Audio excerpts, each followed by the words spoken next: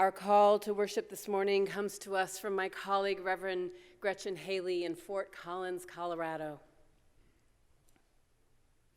There is nothing you need to bring you with you to be welcome here. No right beliefs or proof of citizenship, no eternal optimism or clarity of conviction, no boundless courage or endless expertise. You do not need to know what brought you here or how you will solve that problem you are turning over and over and over in your mind.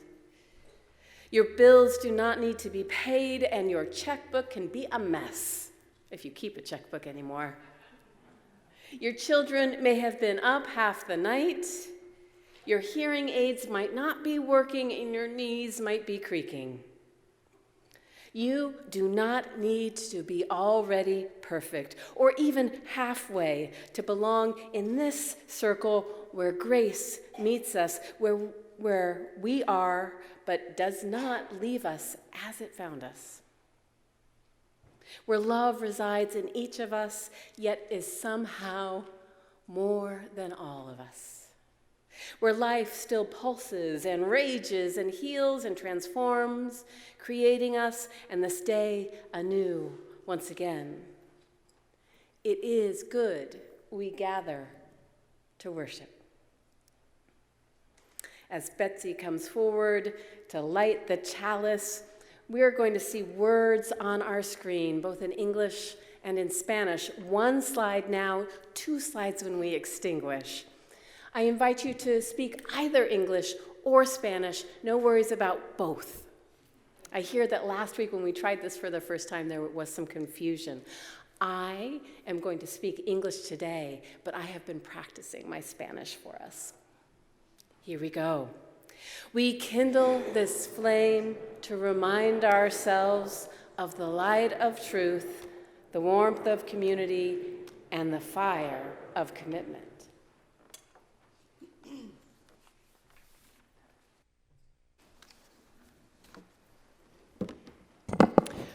Welcome and good morning on this February 25th, 2024, on a sunny, no snow, little chilly day.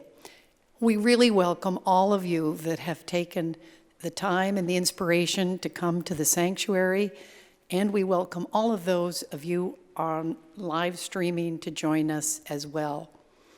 This is a congregation that hopes our coming together creates connection and compassion among us and as we go back out into the world.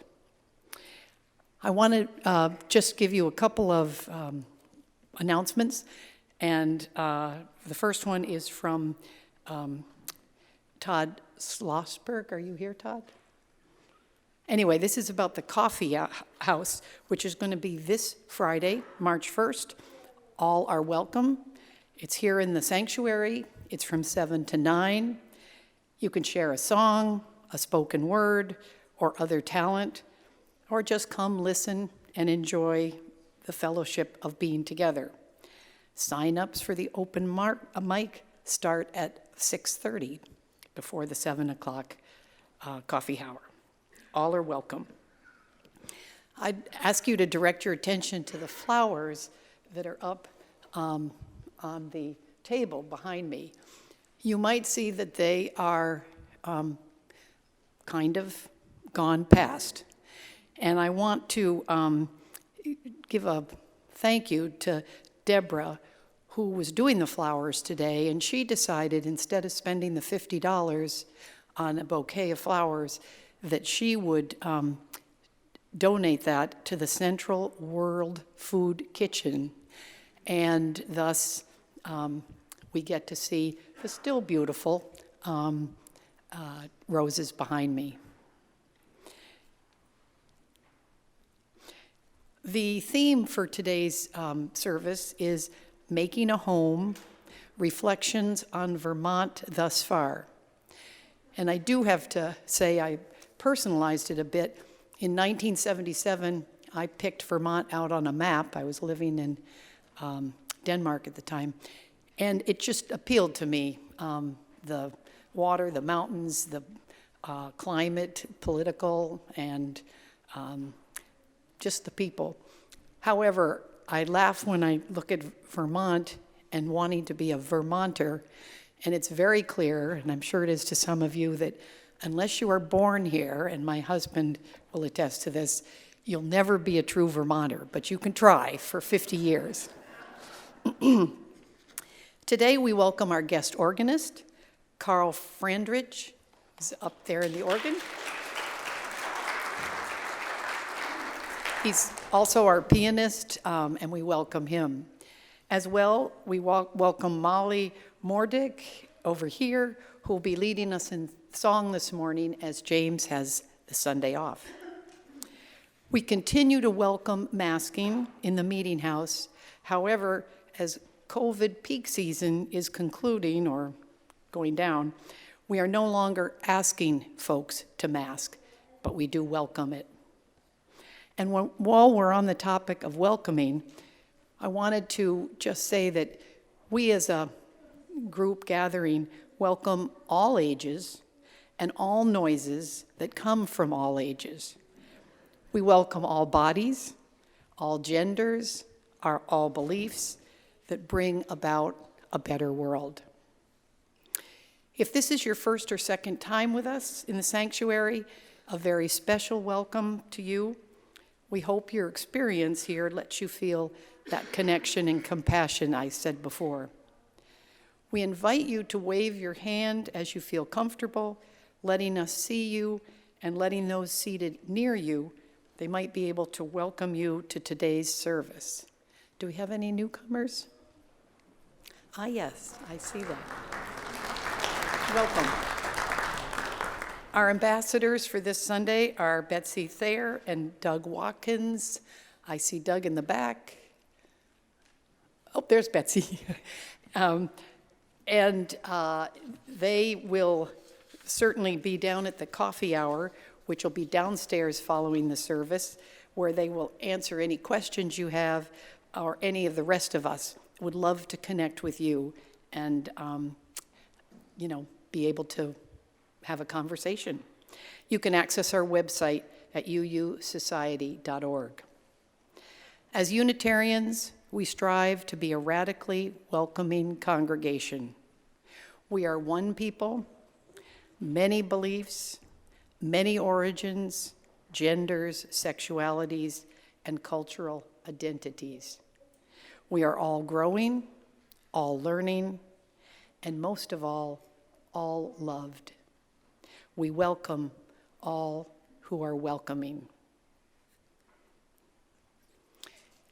Friends, whatever it took for you to get here, wherever you've come from, wherever you are, whatever burdens or joys you are carrying, your whole self is welcome here. Come, let us worship together.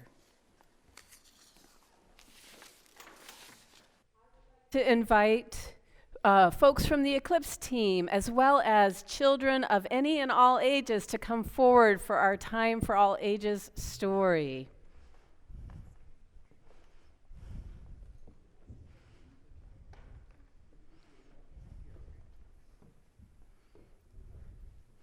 You can hang out here. Thank you. It's good to see you. Humans of all ages, and it looks like maybe a unicorn or two, at least one for sure. So, from the beginning of time, communities and cultures have had told stories to make meaning and explain the ways of the world, especially things that scare us. And that includes from the earliest days, we humans have told stories about why solar eclipses happen. A solar eclipse is when, for a short period of time, in a very specific part of the Earth, and not the whole Earth, the shape of the sun changes up in the sky, and all the light from the sun is blocked. It can get pretty darn dark. If you didn't know that was about to happen or why it's happening, it can be confusing. and even scary. Scary. You would definitely try to make sense of why it was happening. In ancient times, in what we now call Korea, they believed that solar eclipses happened because Bulgi, a giant supernatural fire dog, was trying to eat the sun. After taking bites and then eating the whole thing, Bulgi found it much too hot, and he expelled it from its mouth, then returned to its realm until the next time. In Norse mythology, that's part of Scandinavia, there was a wolf god named Fenrir who had 2 wargs. Those are basically wolf kits. Wargs. Named Hati and Skoll, one of whom, at the time of the solar eclipse, was thought to be eating the sun. The other, at the time of the lunar eclipse, was thought to be eating the moon. And in ancient China, there was a time when it was believed that during a solar eclipse, a celestial dragon was devouring the sun. People would bang drums, bang, bang, bang drums, Bang, bang. to frighten away the dragon and bring back the sun. But on this continent, the indigenous people called the Choctaw, whose ancestral home is what we now call Mississippi and Louisiana, they have a story about how solar eclipses were caused by a mischievous black squirrel who gnaws away at the sun. These people would yell and they would make noises to frighten away the go squirrel away! and get the sun to come back whole. Modern science tells us that solar eclipses happen because of the position of the sun, the moon, and the earth. They align so fairly often, the moon gets between the earth, that's us, and the sun, that fiery ball in the sky, blocking it temporarily. Sort of like my iPad is the moon and my face is the sun and you can't see it, and then it moves away and you can see it, like that. So like if you don't know why a solar eclipse is happening, you know, why might you want to try to understand it? Why might you tell stories about it? Anybody got an idea? No? Yeah. Because it's really boring how solar eclipses happen, so they want to make myths about it. It's pretty boring that solar eclipse is happening, and so you kind of want to make a myth about it to have it be a little bit more fun? Yeah. Okay, like, have you been watching me work this week? Because it kind of feels like maybe you have an insight. I maybe agree like right now, but I think when like it went dark and there were no lights in the middle of the day, and like there were no lights, so it was dark, I think it might be a little scary, right? And you kind of want to try to explain why it's happening. Yeah, maybe. Okay, there's a little bit of agreement about that. Maybe there's lots of reasons. So I totally believe in the story that science tells us about why an eclipse happens, but I really like the myths because it's kind of fun and not boring, right? So I got together with a co-author named ChatGPT, and we wrote, they're laughing at me, and we wrote a new myth, and it's one that comes from Vermont. Would you like to hear it? Okay, excellent. In a sleepy town somewhere in the brave little state of Vermont, a curious cow named Fuzby became the center of a new eclipse myth. That's right, Fuzby, F-U-U-S-B-I-E. It's kind of funny how the name of that cow is a lot like the name of our congregation. But according to this new local legend, during a solar eclipse, not yesterday and not last year, but definitely not last century, Fuzby found herself in her field, and on the other side of the field was a really large solar panel array. And one corner of that solar panel just tipped over the fence line, and Fuzby began to nibble. And nibble. And you know what happened? Without knowing it and without meaning to, Frisbee caused a momentary blackout throughout the whole state of Vermont. That was a deeply networked solar panel. And so, from that day forth, the story of Frisbee, the eclipse-eating cow, spread like wildfire, and it became a quirky addition to the Vermont folklore lexicon. The end. So after the service is done, we have a special treat for everybody. We are going to have some solar cookies downstairs, and we're inviting you to come down during coffee. And we have a little photo booth set up, and we're going to invite anyone who wants to come. And they're not this big. This is for show, but they're real cookies. And take pictures. We'll take your picture, and we're hoping to make a nice little display of this for a poster or something to commemorate the solar eclipse, which only comes once every 27 or 30 or 40 years. So please come down afterwards. Thank you. Yeah. Okay, great. Wonderful. It's time to sing our children and adults to faith development. The words are going to be up there on the screen, and I'll lead you. Sing along with me, please. As you journey, may you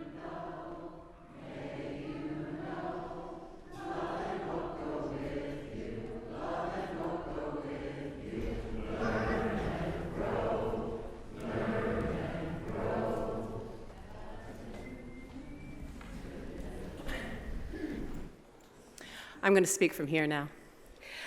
Our reading today comes from Bill McKibben's novel, Radio Free Vermont, a fable of resistance. To set the context so that the excerpts here make some sense, a much beloved longtime radio announcer has gone rogue and declared the Free Republic of Vermont in opposition to anything big. Big money, big box stores, you get the gist. He has become a fugitive and is secretly hiding at a friend's house. That friend, Sylvia, runs classes for newcomers to Vermont, and here is her introductory speech. Gentlemen, welcome to the School for New Vermonters. I am well aware that most of you are here because your buddies at the investment bank thought it would make a funny retirement present. Or your wife saw a clip on CNN and thought it would be cute. I take it very seriously. We here in Vermont have two minds about newcomers. Actually, a good many of us have one mind, but that would make you sad to hear. Everyone agrees that, however, if you're determined to move here, it would be better if you knew how to fit in, not cause trouble, and be a decent neighbor. Where you came from, neighbors didn't matter. Everyone in your cul-de-sac could die of some plague overnight, and your life would go on unaffected. But here, neighbors are more than decorative. Burlington, our only real city of around 50,000 people, is more like a neighborhood. And if you live in the country, and statistically, Vermont vies with Maine as the most rural state in the nation, the neighbors get you out of scrapes. My job is to keep you from getting into scrapes and teach you how to help others who do. Sylvia also has a particular take on town meeting in Vermont. Let's listen to what she has to say to these newcomers about it. Well, the first Tuesday in March is the traditional town meeting. In Vermont, government begins at home. People gather on uncomfortable metal folding chairs like the ones you currently inhabit.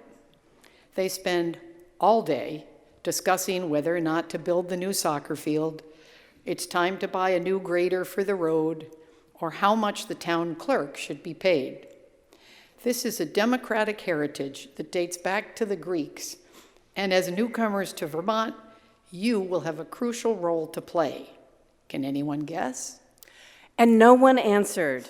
And after a minute, Sylvia said, That's absolutely right. Your job is to stay silent. After 2 or 3 years, it is appropriate to congratulate the road superintendent on the good plowing work that he did that winter. But if you want to fit in, your basic job is to shut up. This will be hard work, she continued. For instance, what if I propose a resolution to resolution to raise the tax rate for a year in order to buy a rebuilt pumper truck? That's dumb, said a voice almost immediately. It would be cheaper to pass a bond and pay for it over 2 decades. You'd be paying in 2030 money. Maybe so, but you wouldn't be paying, your kids would, Sylvia said.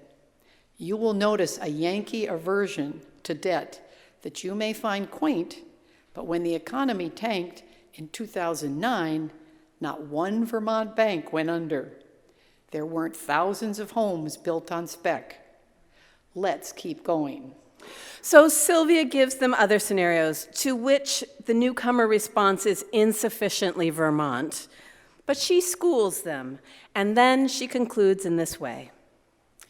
These towns are all 240 years old, and they've lasted that long because people figured out how to make them last. They're good at this. Don't be so sure that your version of reality is better because it's newer. Watch for a few years and see if your town changes before you change your town.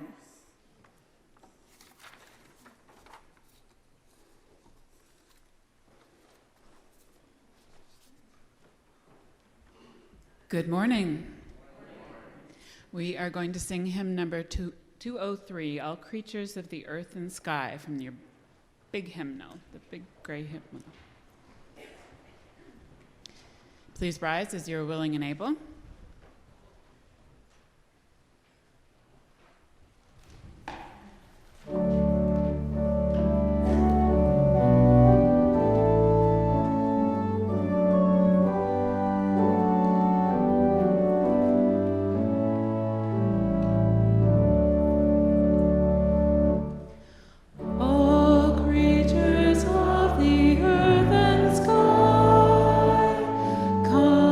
Kindred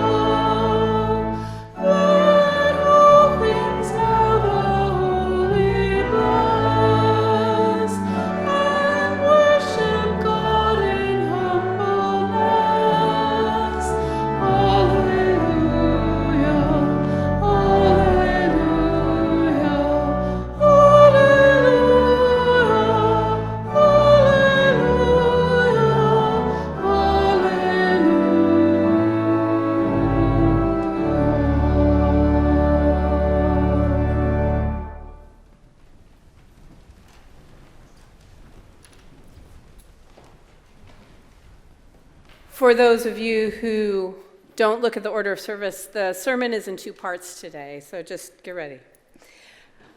The best advice that I received about Vermont that I got during candidating week last May was this, and I heard it from Rodney, who is currently our board president.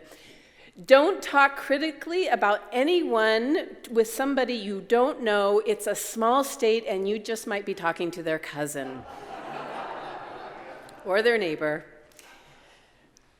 Some of you heard me say in September that in this first year of our shared ministry, I am trying to be a cultural anthropologist, bringing observation and expressing curiosity and learning, trying to bring beginner's mind to the 1,000 beautiful things to discover and behold about this place and this people.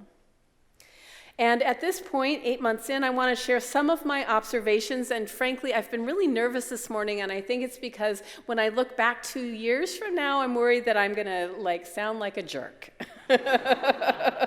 or arrogant or a whole host of things, but I'm still going to go forward with this. Some of them might ring true to you. Some of them might ring true and touch a tender place. Hopefully none of them will be outright false, though I humbly recognize that my conclusions might be faulty or I might have false information, and I'm open to hearing that from you. But let's get started. For those of you who are Facebook friends with me, and you all can, I'm under Rev Karen, not Karen, and so people don't often find me. I occasionally post hashtag quintessential Vermont moment. And these have come through, like one at the end of the summer when I was at the farmer's market purchasing some vegetables, and the cashier there introduced himself as the lieutenant governor. This was quintessential Vermont moment. Never happened in the Garden State. Or last week, when a letter addressed only to Rev Karen, First UU Society of Burlington, arrived promptly in my staff mailbox through the USPS. Or the time I met 2 Burlington police detectives who were both women, how modern, and vegetarian. Quintessential Vermont moment. Or quintessential Burlington moment. I'm still trying to figure that out. I'm aware, as someone during candidating week said, that Burlington is not the rest of Vermont. And yes, in the first week after moving here in July, a friend told me the joke, the best thing about Burlington is that it's only 10 minutes from Vermont. So, a few weeks ago, when I sent out a survey asking you all, what do I need to know from you about Vermont? One of you shared, Burlington, the west coast of New England. Kind of the same thing. It's good to be able to put one's tongue in one's cheek. At this quarter-century point into the 21st century, as we suffer the vagaries of late-stage capitalism, we are going through a whole lot. We're going through so much. The world and possibly our democracy is on fire. And I can tell you, I can't imagine wanting to be anywhere else but with you. With you, alongside you, mourning with you, celebrating with you, making meaning with you, figuring it out with you, or not knowing with you, together here in this corner of the vast, magnificent, confounding, cosmic, solar eclipse-filled, mysterious, interdependent web of all existence. Together with you and with Frisbee, the eclipse-eating cow. I have come to understand that here in Burlington, there is its long-standing role of welcoming and creating space for those who are not from here, be they from other parts of Vermont, other parts of the nation, and other parts of the world. Welcoming of those of us from other countries who have migrated, some by choice, some escaping violence and seeking refuge. Welcoming those of us who are families with trans youth who in other parts of the country face fatal exclusion. welcoming those of us who understand ourselves to be climate refugees, welcoming those of us who believe the scale of Vermont and its ingrained capacity for mutual aid offers glimmers of hope for thriving in the face of the challenges that come with the rise of right-wing Christian ethno-nationalism in the midst of an ever-growing climate crisis. I am thankful to be in a state whose laws require single occupancy toilets to be gender neutral, especially this week with the breaking news of the death of Nex Benedict, a non-binary 16-year-old in Oklahoma after they were beat up at school by peers. I am thankful to be in a state that enacts laws of inclusivity rather than ones in Oklahoma that lead to such acts of violence. And I invite you, before you leave the grounds today, to go to our Wayside pulpit and look at the message there and spread it. It says, all trans children should have whole and full lives. I appreciate the plethora of artists and writers who help convey the essence of Vermont and Burlington. Thank you to those of you who passed along new ones to me, and this includes a poem by one of my favorite poets, Naomi Shihab Nye, about the cherished Fletcher Free Library, which, though it was written at some point before October 7th, expresses some of what I am and perhaps you are feeling these days. It's titled Burlington, Vermont. Here it is. In the lovely, free public library, only library I ever met that loans out garden tools, as well as books, rakes, and long-handled clippers from large buckets by the counter, I sat in a peaceful room with citizens I will never know, reading about a far-away war I don't want and never wanted. And I put my head down on the wooden table, wishing to weep loudly or quietly, it did not matter, in the purifying presence of women and men, and let us add persons, shovels, and hoes, devoted to growing.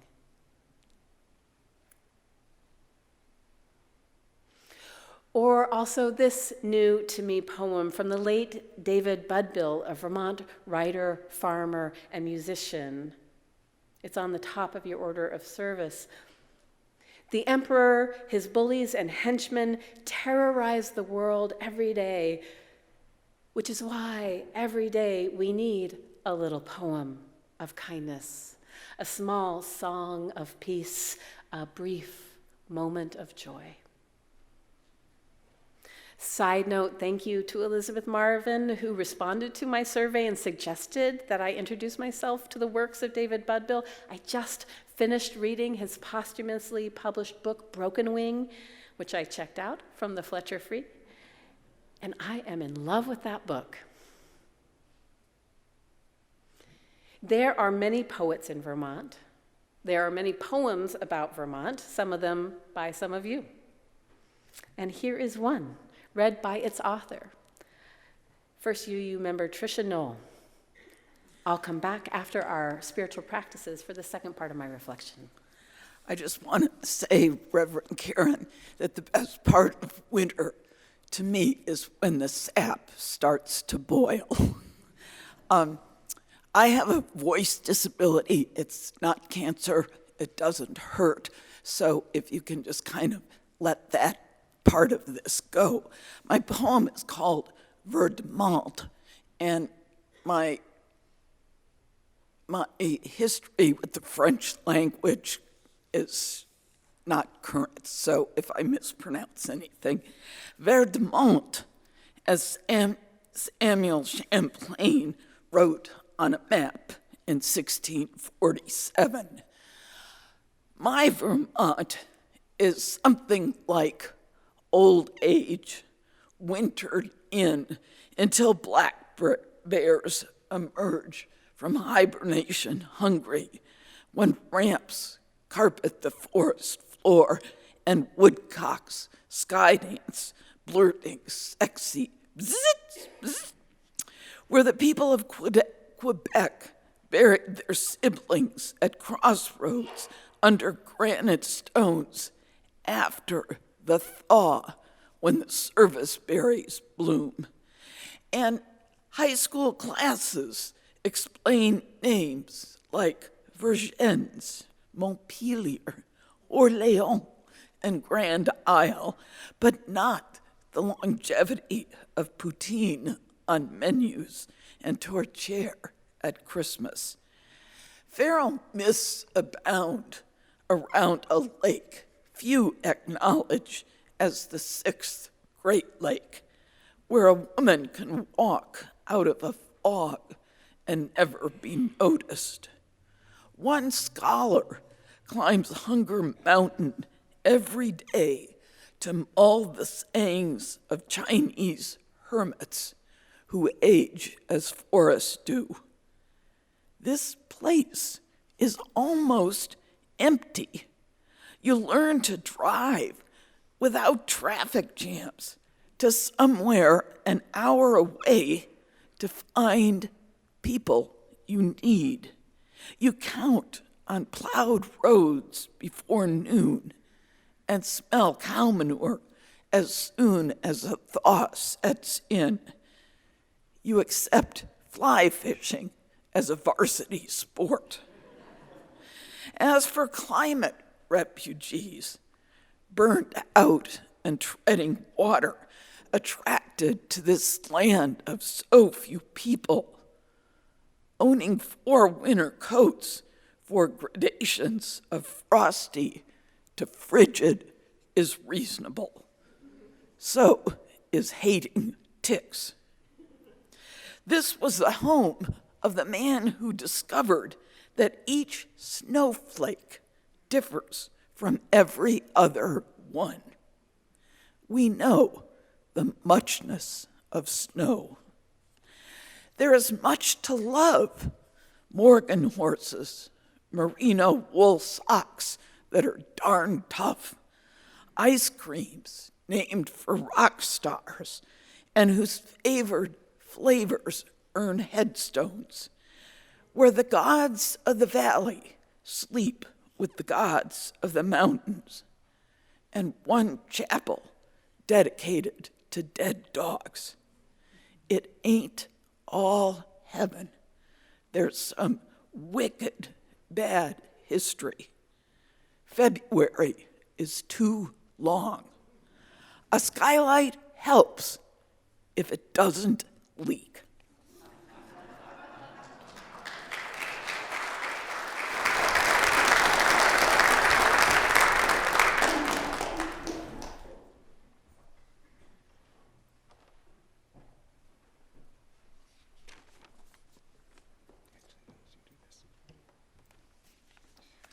Good morning, everyone. I'm Brian Haas.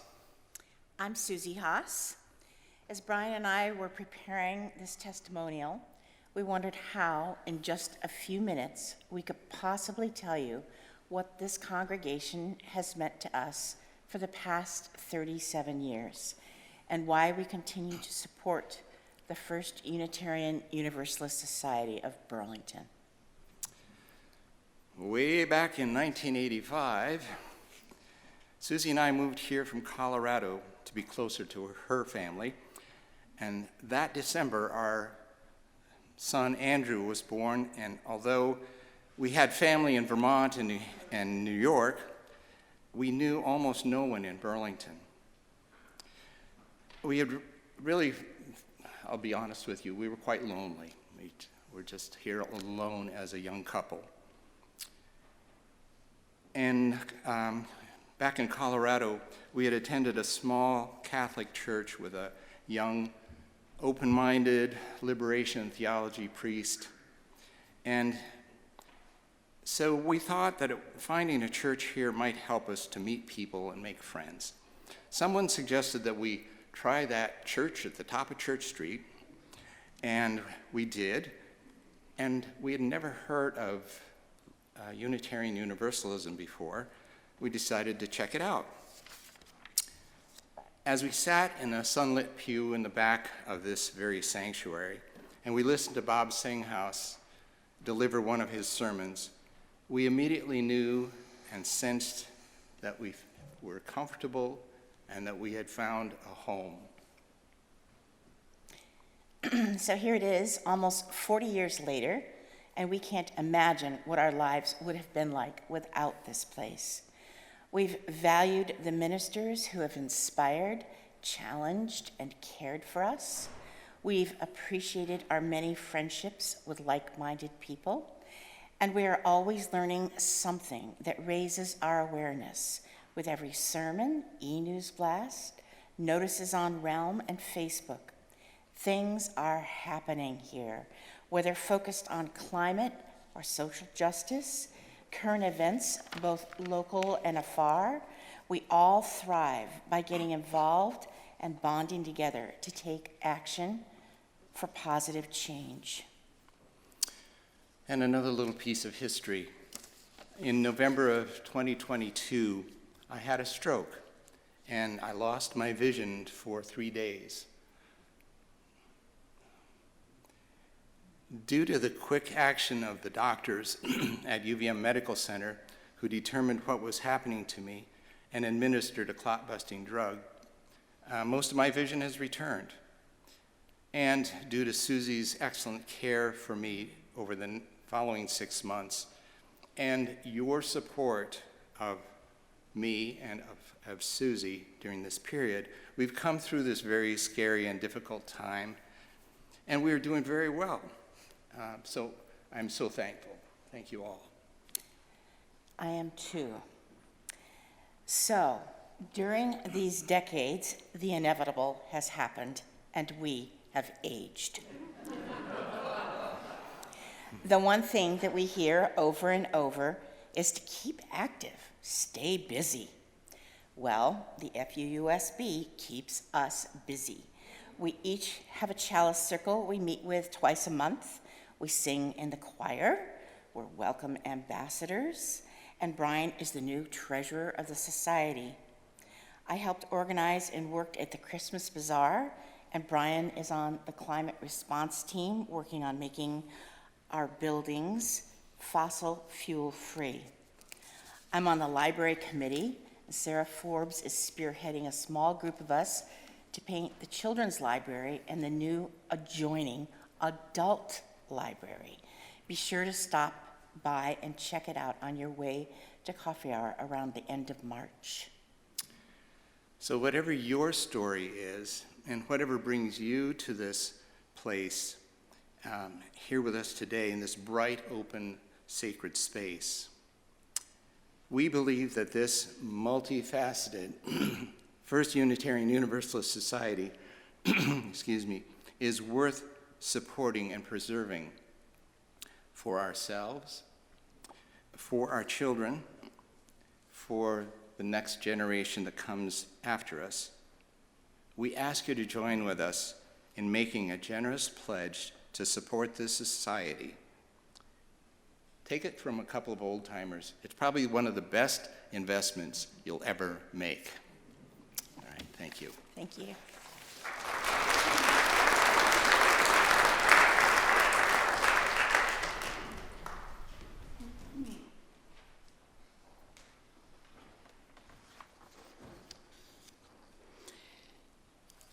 Spiritual practices come in many forms within our Sunday service. Generosity, spoken meditation, stillness, music, creating space for our joys, sorrows, and our gratitude. In this portion of our Sunday service, each of us will have the opportunity to enter into those communal practices to which you are drawn. As a justice-seeking spiritual community, our generosity practice includes sharing half of the offering each Sunday. Offerings this month will be shared with BLUU, Northside Housing Cooperative Initiative, a project of BLUU, the Black Lives of Unitarian Universalism Organizing Collective. By creating truly affordable housing, the initiative will make 24 Black and Indigenous families homeowners in North Minneapolis.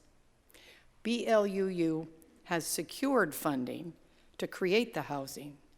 The money that we raise today will help lower the monthly costs for future housing, initiative residents.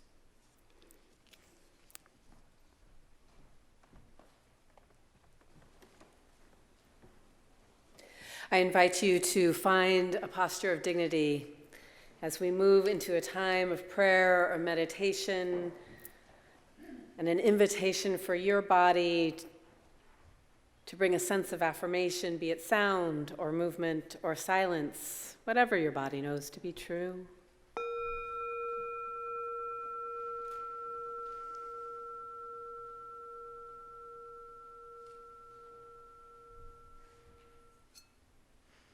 Spirit of life and love, I want our lungs to let loose a loud and keening lament at the death by violence of Next Benedict.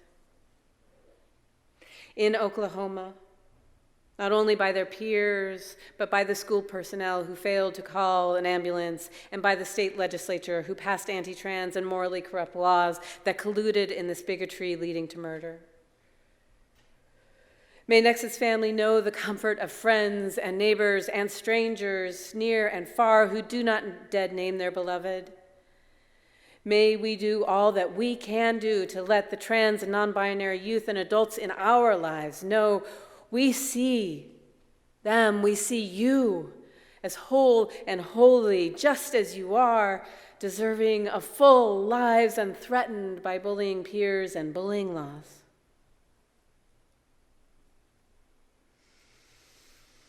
May we see our brave little state in all its glory, all its false promises, and its unmet yet potential. Let us celebrate our state without billboards, a place, as the poet Ross Gay describes, where not every ounce of your imagination is for purchase. And let us use that imagination to grow radical welcome.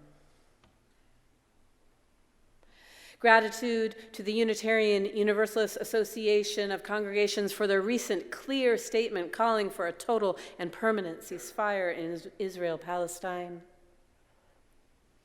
And may all of us, especially those of us who know loneliness as our closest companion, find a trustworthy human presence, perhaps here to lovingly witness our whole lives, reflecting our inherent worth and dignity, reminding us of that connection to the interdependent web of all existence.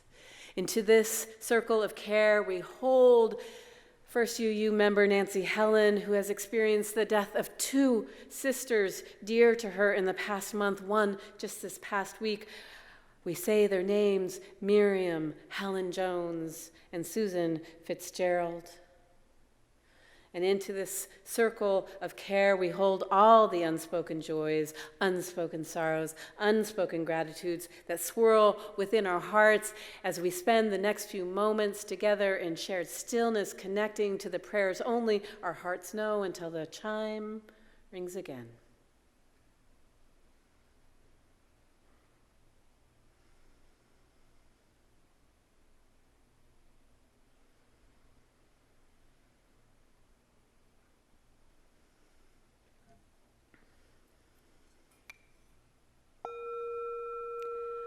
Amen.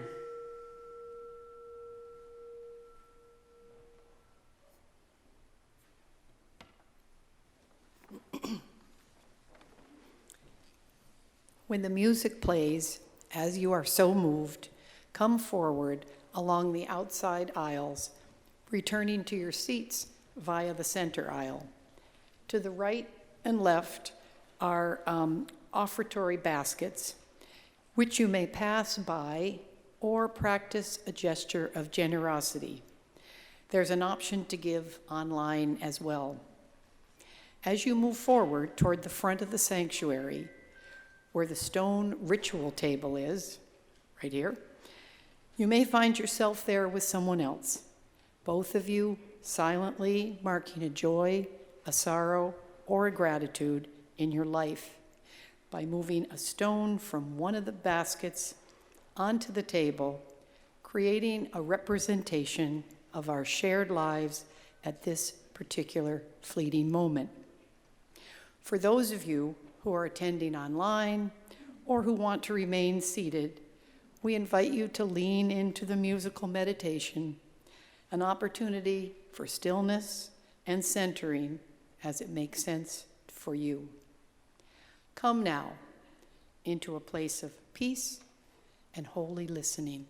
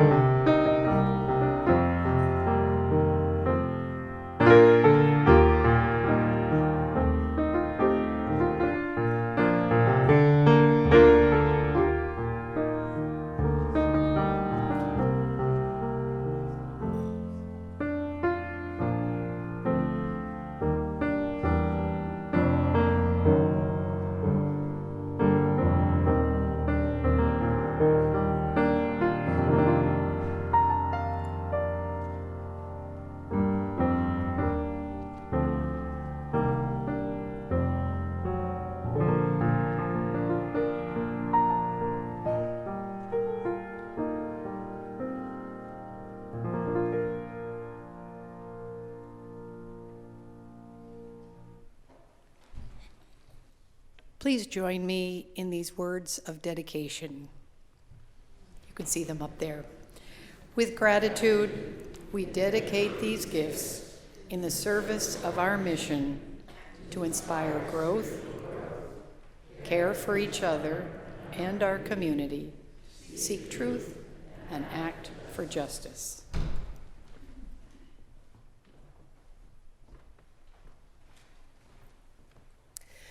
So I can already tell we're going to go later than 10 after, just FYI. So if you need to get up, I'm just going to assume that this is not like a statement against what I'm saying, but that you need to leave. Woo. And if it is a statement about what I'm saying, then you should just be sure to let me know, because I will want to hear it just later, maybe. So I think we can reasonably say that all of humanity falls victim to an us-them worldview. And I have been observing iterations of that here in Vermont, right? It's a pernicious pattern. We don't want to think that we somehow are exceptionally immune to it. And so how, when we talk about this place that we love, I think it's important at this point that I also share what concerns me. As Trisha's poetry referenced, there's wicked bad history here, but there's also some wicked bad current patterns here. This us-them comes in many forms, and maybe you'll recognize them. There is the more or less innocuous phrase, flatlander, right? Betsy kind of referenced it when she gave her welcome. I've heard it mostly used by people who are newcomers. Maybe we're kind of trying to like get a thicker skin around it, but it's the gist that people from other states, no matter how long they've been here, will never be Vermonters. Right? Sort of us and them. Ultimately, I'm okay with living the rest of my life here, which is what I hope to do, and never achieve full status as a Vermonter, to always be a flatlander. But there's a different us-them that I find viscerally disturbing, and this is the us-them around race and ethnicity. This is the version of it there's a version of it that comes when we hear talk of the controversy over who is truly Abenaki. It's a painful division with strong feelings on both sides, with lots at stake and competing information that impacts the legal and the cultural and the historical and the genealogical and the ethical. And this controversy seems really messy to this non-Indigenous person, and as someone associated with an institution that is here, situated on the ancestral lands of the Abenaki, I am confused about how to use our Unitarian Universalist values and principles as our guide to find our way through. But that's okay. You might remember I said, I want to be here with you. We can be confused together as we work our way through in what I think is a really long process of figuring out what this is and learning from. In addition to not being Indigenous, you might have noticed that I am white. And out of this whiteness, I am aware that in Unitarian Universalist spaces, with a predominance of white people, it can come to feel too often and too much like white space. I say this not speaking for people of color, but speaking for myself, from my social location as a white person committed to anti-racist faith practices. And since I lived for 2 decades in Northampton, Massachusetts, and raised my kids there, I thought I knew what predominantly white looked and felt like. There are lots of parallels, if you're familiar with Northampton, between Northampton and Burlington. They're often compared with each other. So I thought I knew what to expect when I came to Vermont. And yet I have been viscerally stunned by what predominantly white means here. And by here, I even mean Burlington, the most racially diverse part of the whole dang state. And by here, I even mean this congregation I love. Just last week, in 7 days, Chris Farnsworth wrote about his own coming to Vermont over 20 years ago, how it felt like, quote, an escape from the constant poisonous and racial tension of the South, unquote. And in the article, he shares that after arriving in Vermont and spending time here, he came to realize that his hopes for an escape was a rather white view. Coming to realize, and again, here's a quote, while it might not be as bad as other places in the country, Vermont has its share of race-related issues, unquote. I have sensed what I think Chris Farnsworth names. Frankly, after having lived a fairly multiracial life in central New Jersey for the past 7 years, I notice this dis-ease all the time here. I experienced it when just last month I went to see the movie American Fiction here in town. American Fiction is a satirical commentary made by Black people about Black people's experience, about how their lives are portrayed in cultural media. And no one laughed out loud at the times that I laughed out loud. And I'm not saying that to virtue signal or to suggest that I am woke, because that is not who I am, but that there is a lot of dis-ease, largely unacknowledged, or at least not openly discussed by many white people, though I imagine it is quite a known entity for people of color here.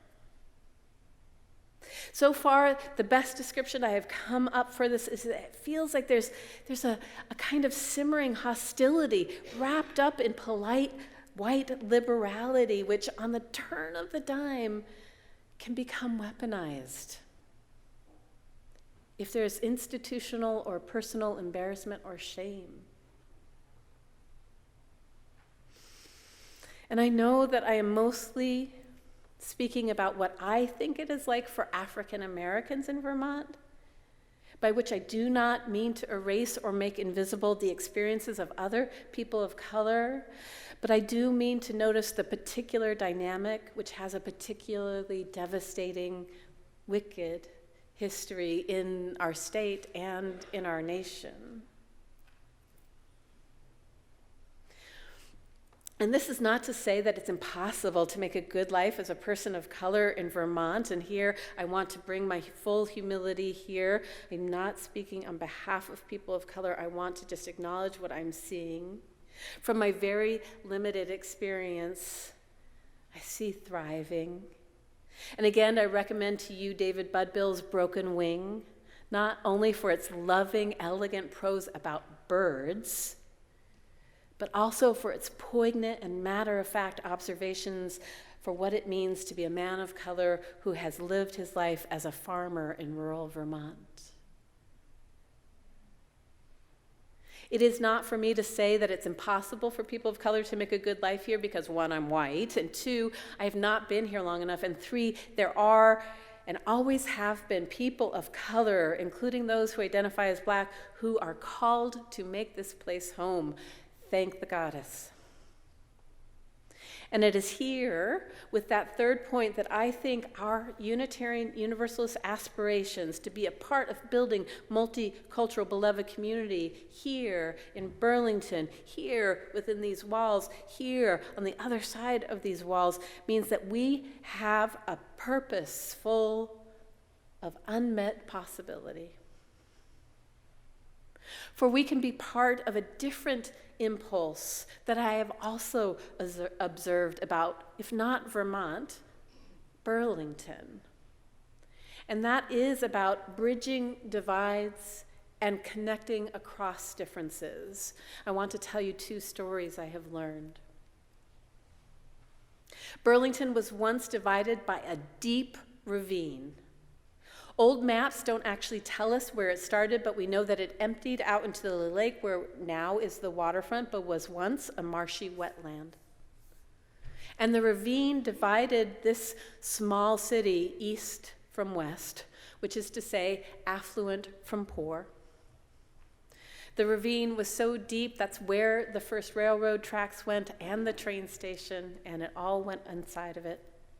But the ravine was a barrier to growth, and in the mid-19th century, it was, over the course of decades, filled in. A contemporary newspaper of the time, there were 5, the Courier, reported that to achieve this ambitious task, the ravine was filled with tomato cans, old crockery, sawdust from the mills, old brush, household refuse, and, wait for it, carcasses of dead felines. Ugh.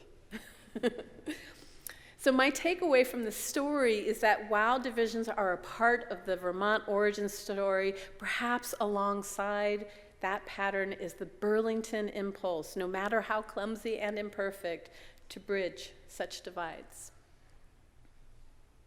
And let me share a story of this congregation from the same time period that might also be about bridging divides, but perhaps more aptly is about creating community and belonging across difference. I learned this story by reading The History of Our Congregation, written by Els Curtis. Before the first synagogue in Burlington was built, which was 1885, there was a Jewish businessman named Bennett Turk. He had come from Lithuania following his brother who had successfully settled in Vergennes.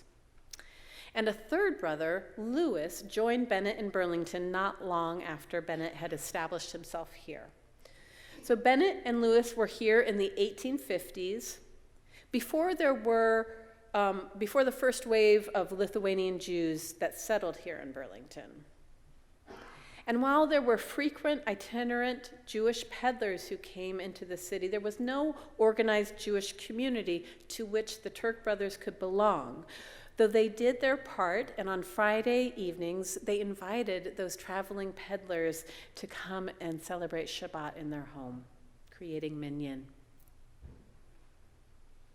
You might wonder why I am telling you this story. I am telling you because according to our congregation's history, quote, with no Jewish community in Burlington, the Turk brothers joined the Unitarian Society. They joined the Unitarian Society while they were hosting minyan on Friday nights. They were not asked or required to stop being Jews. So yes, an impulse of radical welcome and building belonging. This is our heritage. This is ours in the past and ours now and ours into the future. This past week, I finally got to sit down and have coffee with the new rabbi of Ohavi Zedek, who just started a month before I did. He's been a little busy. And I got to tell him the story of our two communities and this long connection.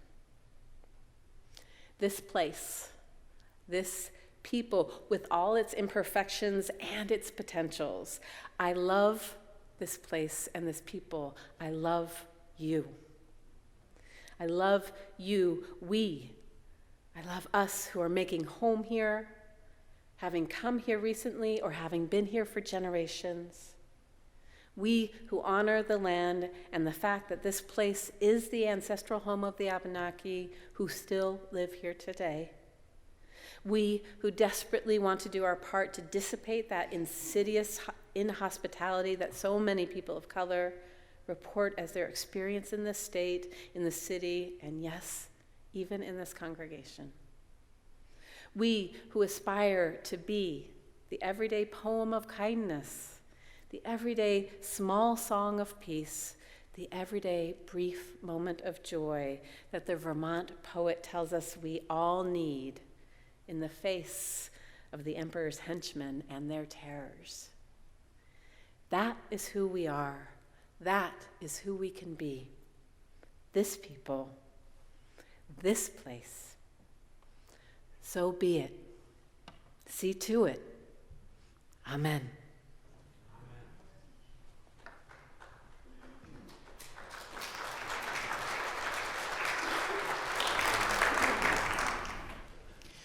Please rise as you are willing and able and join me, number 6, just as long as I have breath.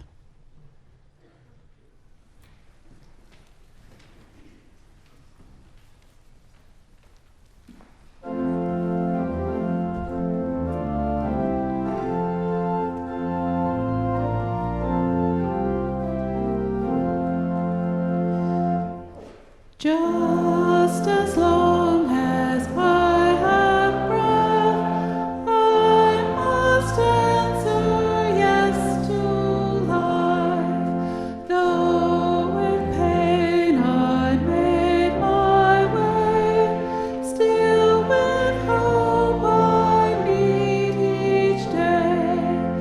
If they ask me what I did well, tell them I said yes to life.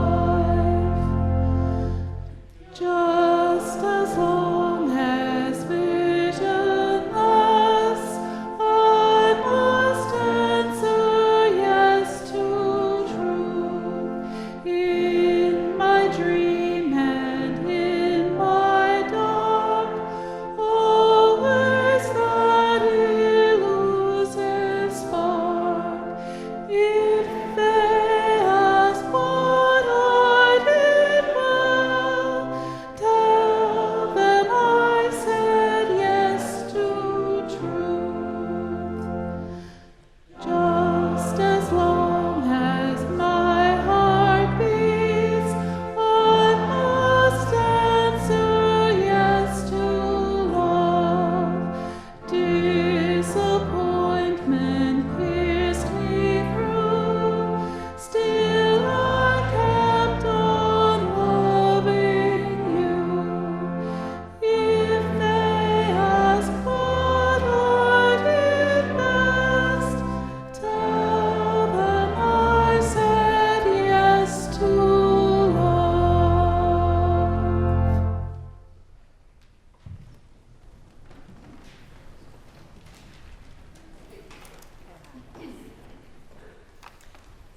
Please join me as we extinguish our chalice. The words are right here. We extinguish this flame, but not the light of truth, the warmth of community, or the fire of commitment. These we carry in our hearts and share with the world until we are together again. Before the benediction, 2 reminders. The photo booth is happening down in the coffee hour. I really hope that you will come down and make an eclipse-shaped bite out of your sun cookie. They're the Strumpfwaffel. They're really good cookies. And we have gluten-free ones. Oh, there's some excitement over there. And we have Oreos for those vegan folks. So it's all good. I hope you'll come down. The other thing is I really hope you will go look at the Wayside, the sign, right, the Wayside Pulpit. And if you are a social media person, take your picture and please tag us. I think we want to make sure that the community understands that we support trans and non-binary folk, right? And so let's get that message out into the world. May you know the blessing you already are, and may we sense the blessing we yet can be. And may we go out and be a blessing in the world.